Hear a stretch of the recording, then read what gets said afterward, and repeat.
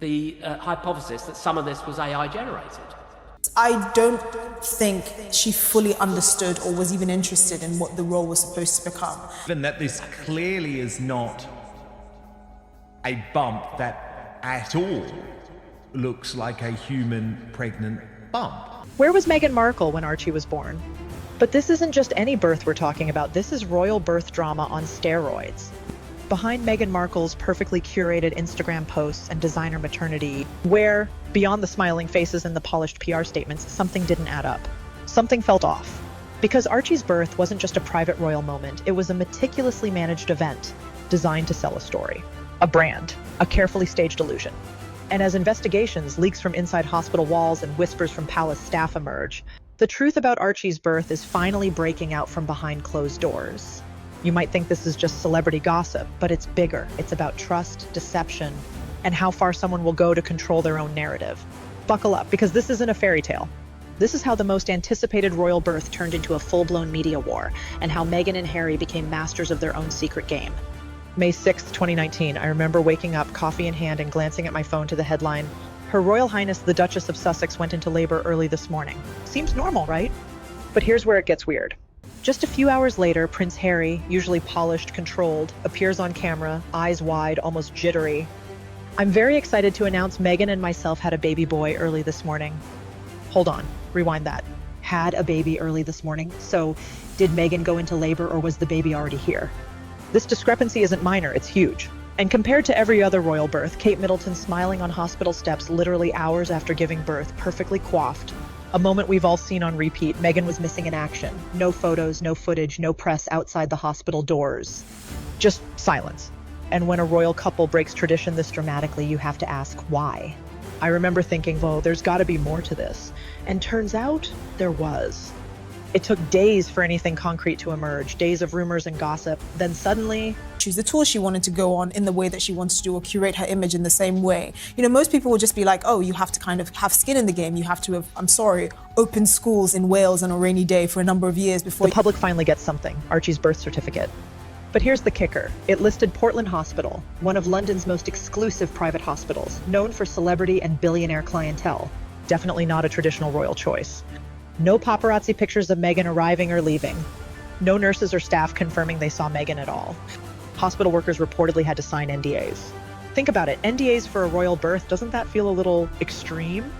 Even Lady Colin Campbell, a respected royal biographer, pointed out that Meghan didn't avoid the traditional hospital photo op for privacy, but because she didn't want to appear puffy and postpartum. The irony isn't lost here. A feminist icon curating a heavily edited Instagram-perfect baby reveal 5 days after delivery. Honestly, I had to laugh a bit because it's exactly the opposite of the authentic Meghan Markle brand we've all been sold. With Meghan completely out of sight, Harry became the front man. I mean, this guy looked exhausted, stumbling over his words in interviews, constantly avoiding specifics. The question was obvious, why all this secrecy? Multiple royal insiders have since leaked that the announcements, including Harry's oddly stilted interviews, were partially pre-recorded. Even the first pictures released to the public had Meghan glowing, pristine, like she stepped out of a spa rather than a maternity ward. And the photos? Taken not at Portland Hospital, but miles away at Windsor Castle. I mean, ask yourself this. If everything was straightforward, why the choreography? My opinion now. It wasn't at first. I thought, like everyone else, I thought when she first arrived, she'd be great. But I think slowly but surely, over the years, the evidence has mounted that she just didn't, intend on staying. Why carefully stage every single detail? It wasn't just about hiding details. It was about controlling the narrative from the start. Here's where most people stop digging. They see secrecy and move on. But the real question isn't just about Archie. It's about what Meghan and Harry wanted to hide so desperately that they'd risk their entire reputation. And that's where things get dark. Because as the media started pulling at threads, the perfect facade Meghan built around Archie's birth began to unravel fast. What happened next wasn't just a royal scandal, it was the beginning of the end for Meghan and Harry's fairy tale. And the deeper we dig, the stranger and darker it gets. Within days, the UK press smelled blood in the water, and let's be honest, nobody does aggressive journalism quite like the British tabloids. I remember clearly how this unfolded. I was scrolling Twitter when the headline caught my eye. Meghan's name removed from Archie's birth certificate. Wait, what? Removed? Why? Who does that? Officially, Meghan was initially listed as Rachel Meghan, Her Royal Highness the Duchess of Sussex. Weeks later, that changed to simply Her Royal Highness the Duchess of Sussex. and garnered that goodwill. But I don't think she had that approach or attitude. And you could say it's very American, you know, very can-do spirit. It wasn't just going to be opening school. The Sussex camp blamed Buckingham Palace. Buckingham Palace denied any involvement. Here's the wild part. Legally, only the parents themselves can authorize such changes. So either Meghan herself requested her own name to vanish, or her PR team was distancing her from official records.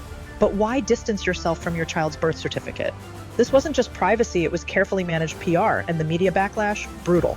I watched as respected newspapers like the Daily Mail and the Sun started demanding time-stamped CCTV footage from Portland Hospital.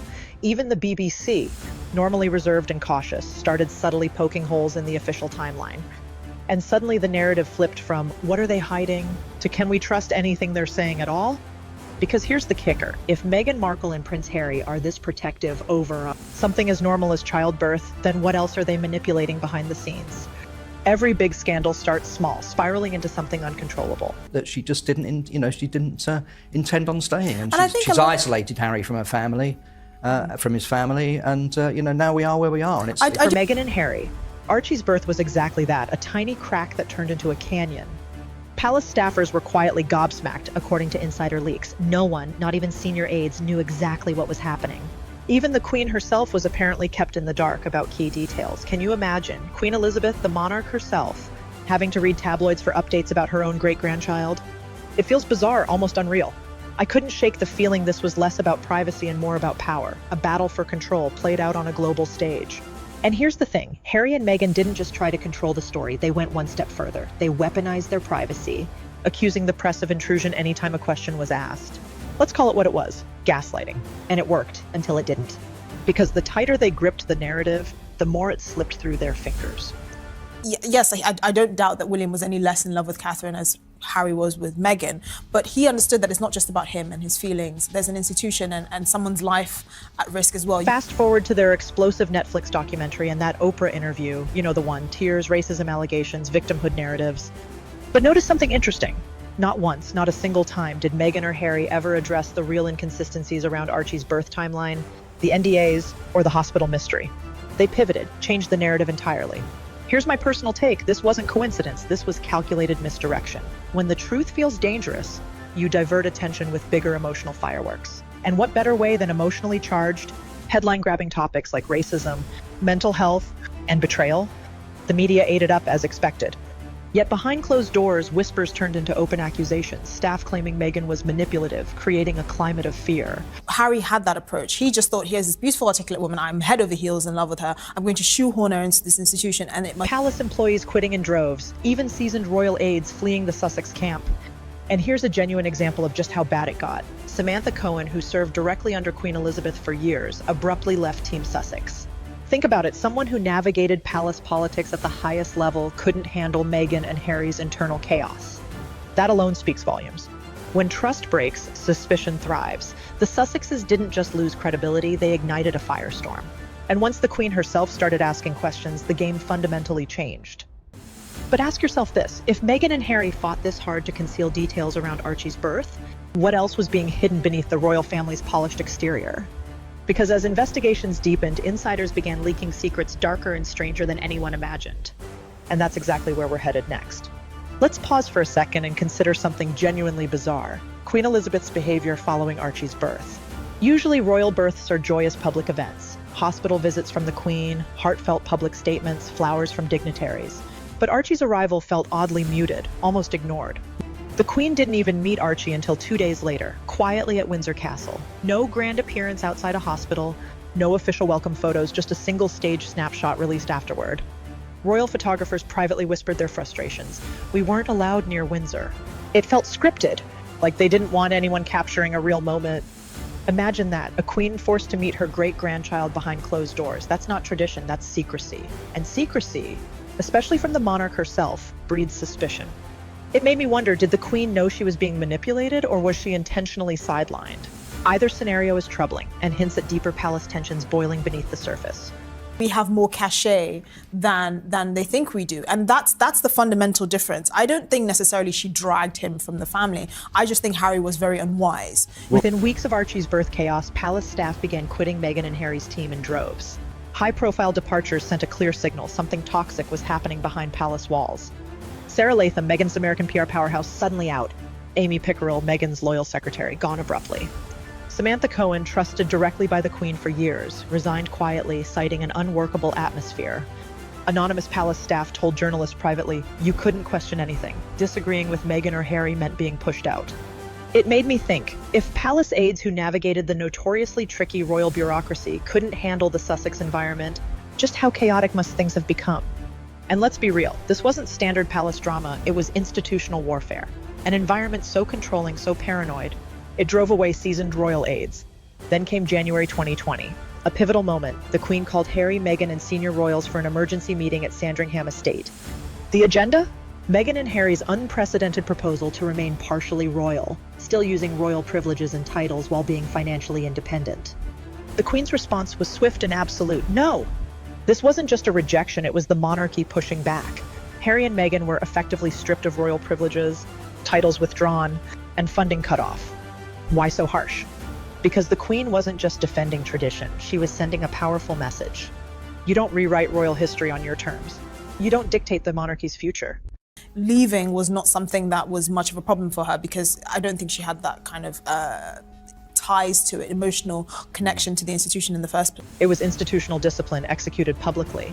The Queen had seen enough manipulation, and she decided to remind everyone exactly who was in control.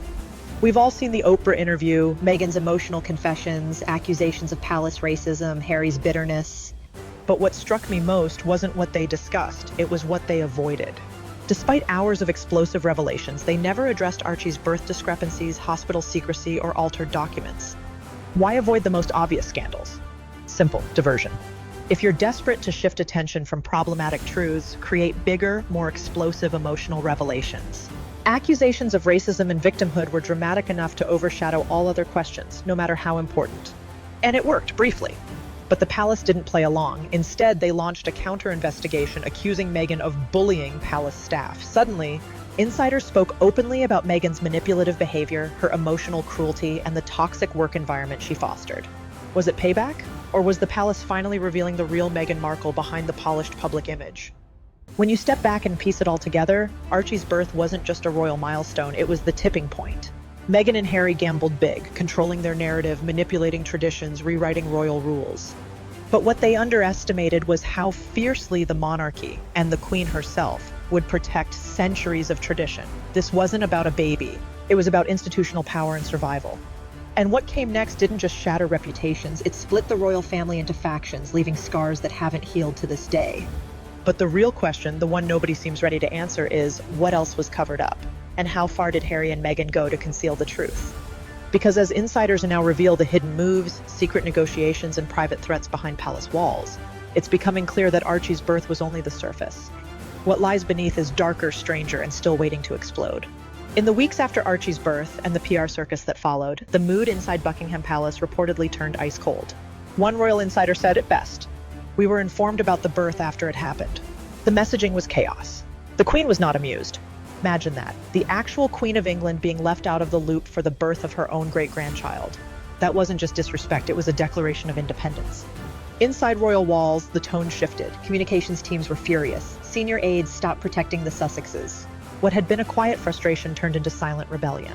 You could feel it in the palace press strategy. Fewer defenses, more leaks. The firm was preparing for war. And Meghan and Harry, they were about to feel it. Well, I've said this before. I think Harry was very much, he lost a couple of partners in the past because I think things had gone wrong, or the press exposure, or the pressure. He was terrified of losing and her. I think he was, Yeah, he just wanted to lock her down. Yeah. Remember how startups implode when their core team quits? That's exactly what happened behind the scenes with Meghan and Harry's royal operation. Sarah Latham, Meghan's American PR powerhouse, gone. Amy Pickerel, Meghan's trusted personal secretary, resigned. Samantha Cohen, a palace veteran with over 15 years of experience, she walked away, calling the Sussex environment tense and toxic. What's wild is that these weren't low-level assistants. These were top-tier operatives who'd survived multiple royal regimes, and they all bailed in rapid succession. One whistleblower reportedly said, "If you questioned anything, you were cut out." There was no room for challenge, only obedience. This wasn't just high turnover, it was institutional rejection. The message was clear. Inside Meghan and Harry's world, loyalty meant silence, and anyone who questioned the narrative was disposable. It felt less like a family unit and more like a collapsing brand operation run by paranoia. Then came January 2020. The Queen summoned Harry, Charles, and William to an emergency meeting at Sandringham House. The topic? Meghan and Harry's shocking plan to step back from royal duties, but still keep their titles, their funding, and their privileges. It was a bold request, too bold. And the Queen's response was swift and final: no. They would no longer represent the crown. No more HRH titles. No more public funds. No half-in, half-out royalty. The Queen had drawn a line in the sand, and Harry and Meghan were officially on the other side. One senior aide called it the monarchy's version of a corporate firing: brutal, clean, and irreversible. But it wasn't just punishment. It was a message. The firm had been humiliated, and now they were tightening the walls. Here's the part that most people miss. This wasn't just a personal rift. It was the crown defending its future. When Harry and Meghan tried to turn royal protocol into a Netflix-friendly brand, they didn't just challenge tradition, they threatened the entire foundation. The Queen responded not with outrage, but with strategy. She cut off their power, erased their access, and made one thing brutally clear: you don't control the monarchy. The monarchy controls you. But Meghan and Harry, they weren't done yet. What came next was their most explosive move, a primetime broadcast that would change everything. And in doing so, they traded truth for fire. March 2021, Meghan and Harry sit down with Oprah Winfrey for a 90-minute primetime tell-all. The world stops to watch. But here's what nobody's talking about. The interview never once mentioned Archie's birth. Not the timeline, not the redacted certificate, not the secrecy. Not a single question. Instead, race, mental health, family betrayal, emotional landmines designed to distract, overwhelm, and shift the public conversation. Let's be blunt, that wasn't a coincidence. It was a strategic play. One palace insider reportedly told The Telegraph they created emotional fog, a way to drown out everything else. And it worked. For weeks, headlines were dominated by racism claims, not missing hospital records. But behind closed doors, Buckingham Palace was already moving. Not to investigate the birth, but Meghan herself. Just days before the Oprah interview aired, multiple former staffers came forward, accusing Meghan of emotional cruelty, bullying junior staff, creating a culture of fear. One aide said, "I was constantly humiliated. I wanted to cry at my desk every day." Now ask yourself, why would they speak up right before Meghan's biggest public moment? Because the palace was sending a message. We still hold the receipts. We know who you are behind closed doors. They didn't fight back with sound bites. They used institutional silence, strategic surgical leaks. The firm doesn't scream, it stabs quietly. Years later, after documentaries, interviews, podcasts, and PR, one mystery still lingers. What actually happened inside Portland Hospital that morning? There's no footage, no eyewitnesses, no candid photos, just a controlled, airbrushed family portrait and a suspiciously curated origin story. Even the Netflix doc skips over the birth almost entirely. It's like the moment never existed. Why? Because this was never about a baby. It was about the myth. They didn't want to share Archie's story. They wanted to own it. Archie's birth was supposed to unite the monarchy with modernity. Instead, it split it wide open. It wasn't the event that caused the rupture. It was the secrecy, the PR spin, the refusal to play by any rules but their own. And that secrecy now defines the Sussex brand. They're no longer royals. They're no longer rebels. They're something else entirely. Their currency isn't trust, it's attention. And in today's world, that might be more powerful than a crown. But it comes with a cost. Because when the real story is buried and the public is handed only a highlight reel, what happens when the truth finally claws its way out? In an age of filters, edits, and curated chaos, does truth even matter anymore? Or are we all just watching the version of events someone wants us to see? Because Archie Harrison Mountbatten Windsor wasn't just born into royalty. He was born into a narrative, a brand, a battlefield. And when the line between real and staged disappears, even a royal baby becomes a weapon in the war for public perception. Archie Harrison Mountbatten Windsor, born into mystery, raised by narrative. Brian style closer. Every great story needs a haunting final image. A question you can't stop thinking about. This was it.